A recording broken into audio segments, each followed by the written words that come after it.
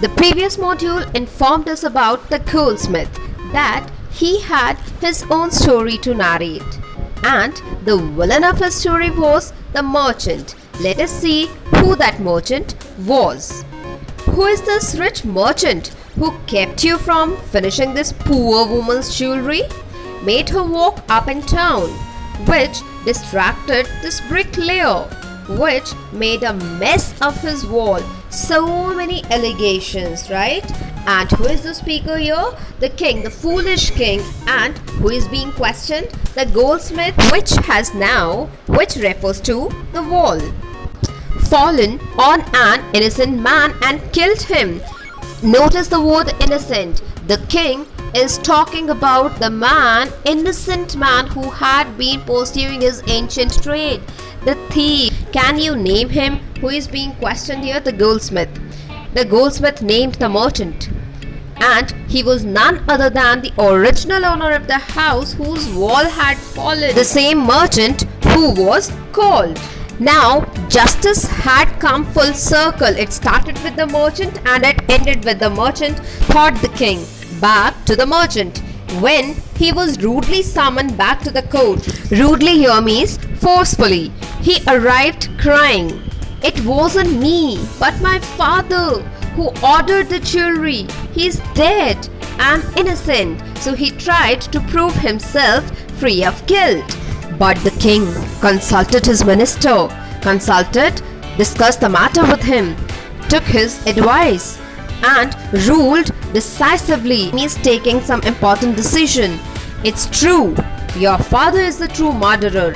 He is dead, but somebody must be punished in his place. So here itself we have seen that justice has been killed. It has been murdered brutally, decapitated, beheaded. You have inherited everything from that criminal father of yours.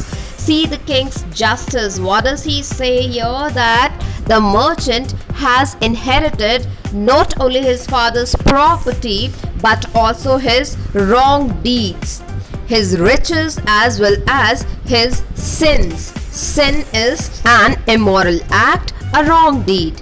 I knew at once, even when I first set eyes on you. That means when the foolish king had seen the merchant for the first time, that you were at the root of this horrible crime. Which horrible crime?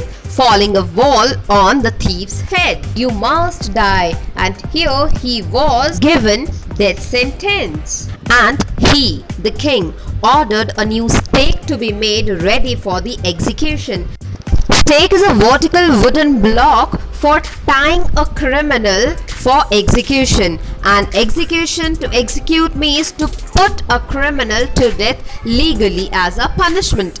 As the servants sharpened the stake and got it ready for the final impaling of the criminal, impaling, killing, it occurred to the minister, a thought came to his mind, that the rich merchant was somehow too thin to be properly executed on the stake. That means he would not fit the stake. He appealed. He refers to the minister, to the king's common sense. Whatever he said, his thought made sense to the king's common sense. You know, common sense is quite rare. Common sense is not so common. The king too worried about it. It refers to that the stake was too big for the rich merchant. He would not fit the stake. What shall we do? He said, the king. When suddenly it struck him, the idea came to his mind that all they needed to do was to find a man fat enough to fit the stake. Does this make sense? The servants were immediately sent all over the town looking for a man who would fit the stake. That means a fat man was their search. And their eyes fell on the disciple who had fattened, who had become fat himself for months on bananas and rice and wheat and ghee. Now, do you remember? You do not know what they will do next to you according to the wise guru. So let's get to know about the disciples' future in the next module. Thank you for tuning in.